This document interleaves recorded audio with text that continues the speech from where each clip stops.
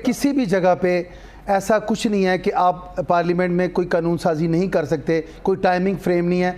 जब ज़रूरत महसूस होगी और 12 जुलाई से पहले कर लेते ना, 12 जुलाई के फैसले से पहले कर लेते। लेकिन ये कानूनी कदगन नहीं है, मैं समझता हूँ कि जिसमें आपको रोका गया। देखिए इलेक्शन एक्ट, इलेक्शन तरमीमी जो बिल है उसमें 3 छिक्कों को छेड़ा गया है। आप उसमें देखें, अगर आर्टिकल 51 को देखें उसमें एक टाइम लिमिट दे दिया गया था। उस हवाले से अगर कानून साजी का हक पार्लियामेंट को है तो इसको रोकने के हवाले से या बददियानती के हवाले से मैं कदगन को मैं बेईमानी समझता हूँ।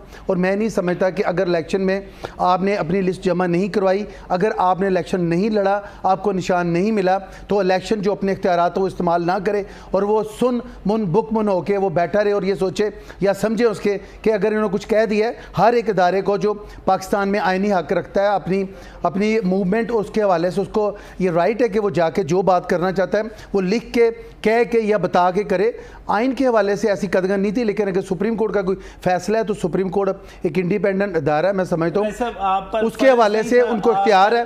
वो अपने नहीं था कि 12 जुलाई के फैसले को तस्लीम करते, उस पर अमल करते। देखिए इनकारी की वजूहात कहीं पे बयान करके इसको नहीं बनाया गया, ये एक ज़रूरत के तहत स्टेप लिया गया है। अच्छा। और उसमें लॉ मिनिस्टर जो है उन्होंने ये बताया कि हमने इसकी जो ज़रूरत महसूस की। इसके नतीजे में आप चूंकि बड़े उहदों पर रहे, आप इसके नतीजे में पार्लियामेंट की और अदलिया की एक लड़ाई शुरू होने जा रही है, दुरुस्त गलत? देखिए ये कभी भी नहीं हो सकता। पार्लियामेंट का इख्तियार अपना है, अदलिया का अपना है, वो सुप्रीम अदारा है। आप इस हवाले से जो भी एक व्यू लेंगे वो एक मौक़िफ़ होगा, वो एक पॉइंट होगा जिसको लेके इलेक्शन कमीशन ने डिसाइड किया है और इसके बाद सुप्रीम कोर्ट को इख्तियार हासिल है, वो जो फैसला आगे करेंगे उसमें मानवान गवर्नमेंट उसको मानेगी। नहीं, आप क्यों नहीं मान रहे?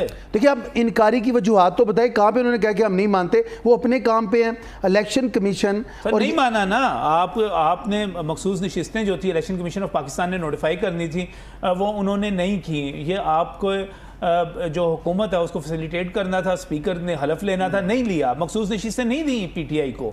लेकिन मखसूस अगर देखिए आप उस तरफ देखें कि फैसले में अगर उन्होंने मुकाबला नहीं किया, कंटेस्ट नहीं किया, और ये जो सुन्नी इत्तेहाद कौंसिल को उन्होंने ज्वाइन करने के बाद अब वो फिर एक दफ़ा अपना एफिडेविट दे के पार्टी को बदली करने का, फ्लोर क्रॉसिंग का उनको किसने इख्तियार दिया? और ये इलेक्शन तरमीमी एक्ट जो है इन चीज़ों को रोकेगा। और ये पाकिस्तान में जो सुप्रीम कोर्ट को समझाना था ना, उसने फैसला दिया, ये सारा फैसला उसका था। सुप्रीम कोर्ट ने अपना नजर, जजों को आपने समझाना था ना कि भाई जो कुछ आप कर रहे हैं ये गैर आईनी है। लेकिन जो इख्तिलाफी नोट आए उसके हवाले से उनका एक मौक़िफ़ था जिसको आगे तकवीयत मिली है अगर इलेक्शन कमीशन में, तो ये मैं नहीं समझता कि ये सुप्रीम कोर्ट का फैसला किस तरह अक्सरियती फैसले के ऊपर बालातर हो सकता है, हावी हो सकता है। अक़लियती फैसला होता है। फैसला तो वो होता है जो अक्सरियती होता है, और अक्सरियत का फैसला 8 जजों का फैसला था कि पीटीआई को सीटें दें, आप नहीं दे रहे। लेकिन पीटीआई ने कंटेस्ट किए बगैर अगर सीटों के हक बजानब होने की कोशिश की है तो इलेक्शन कमीशन ही है जो उसको अपनी उस राह पे लाएगा जिसके हवाले से उसके इख्तियारात हैं या नहीं है, वो खुद इंप्लीमेंट करवाएगा। तो इन्हें अदालत नहीं कर रहे आप? ये कभी भी हो ही नहीं सकता। गवर्नमेंट इस हवाले से मैं समझता हूं नहीं, देखिए बददियानती बदनीति की बात ही नहीं है।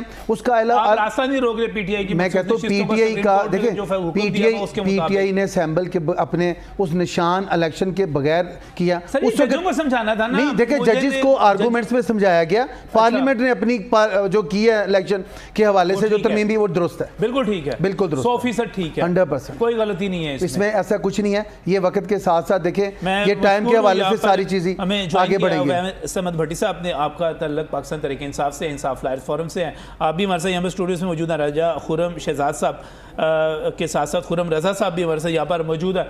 खुरम साहब, ये आज जो कुछ हुआ पाकिस्तान